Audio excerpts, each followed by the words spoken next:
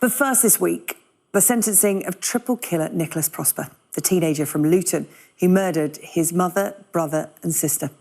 The 19-year-old planned to go to his old primary school and kill many more, but he was stopped by police. Detectives found Prosper had become fixated on violent online material in the run-up to the attack.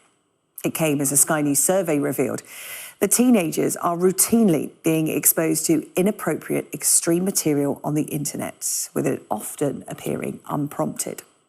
On Wednesday, I spoke to Nova Eden from the Smartphone Free Childhood charity and former head teacher Rebecca Cramer. They gave me their reaction to the survey findings, and we talked about how to improve regulation of extreme online content.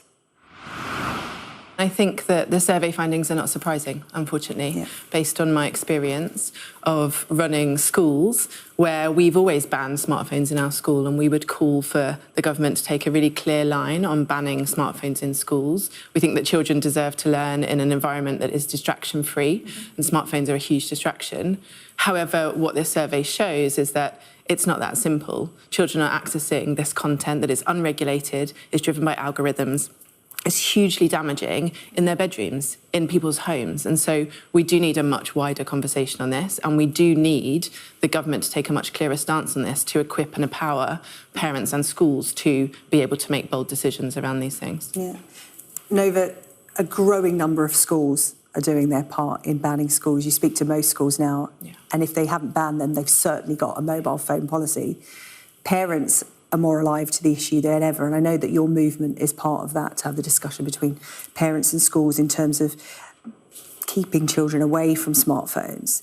But we've been hearing a lot today. Technology companies need to do more. We know the Online Safety Act is coming in, but I heard it said earlier on this channel today that actually technology companies can do it like that. If you're streaming a sports event illegally, for example, that is taken down in moments.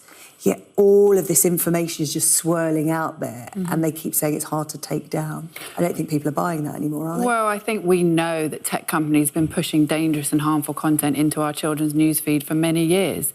And they say they're doing all they can. There's no evidence of any real change so far, and it is a much wider problem. It's not just the inappropriate content. Children are really suffering. You know, this is about the tragedy of modern childhood. Children don't need smartphones, they don't need social media, they need a childhood. And social media is fundamentally a business model which is not aligned with the well-being and mental health of children. Doom scrolling was mentioned in the survey, and so many parents will say, it's okay, my child has a smartphone, has all the parental controls on it. But perhaps what needs to be talked about in the same breath is the addictive nature of phones, and we know it as adults, we all do it. I'll lose myself down a few rabbit holes and have wasted an hour of my time. So for a young, impressionable mind, that's really important as well. I'll come to you on that, Rebecca. Yeah, I think, you know, smartphones are designed to be addictive, and we're giving our children these addictive tools in their pockets 6 every hours single a day, day. some children telling us. Even more, I would say. I think that's probably a conservative estimate.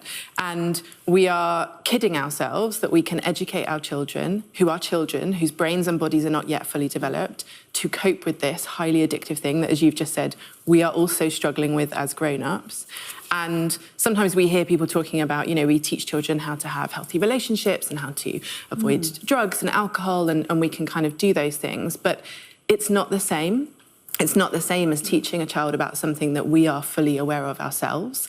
Someone said to me the other day, you know, we talk about teaching a child to cross the road and doing that safely. This is like trying to teach them to cross a motorway in the dark with fireworks in their pocket. Yeah. It's just not doable. And we need to take a much clearer stance which says smartphones have no place in childhood and no place in schools. Because, Nova, even the bits that you think may be okay, I mean, we have been focusing on the inappropriate content, the violent content, the sexually explicit content. But we're also talking about content that encourages misogyny. And that is not as blatant. So we see that happening a lot with young boys, the influencers who talk to them like they're mates, and they're not overtly saying bad things, but it's subtle. It's subtle, isn't it? It's almost like grooming. And also with young girls, the health advice, the skincare advice, the diet and body image. all of that's wrapped up in it as well. And perhaps parents aren't as alive to that as they are to the strangers getting in touch on gaming or the sexually explicit images. Absolutely, but I do think that parents are becoming much more aware now with everything that's happening.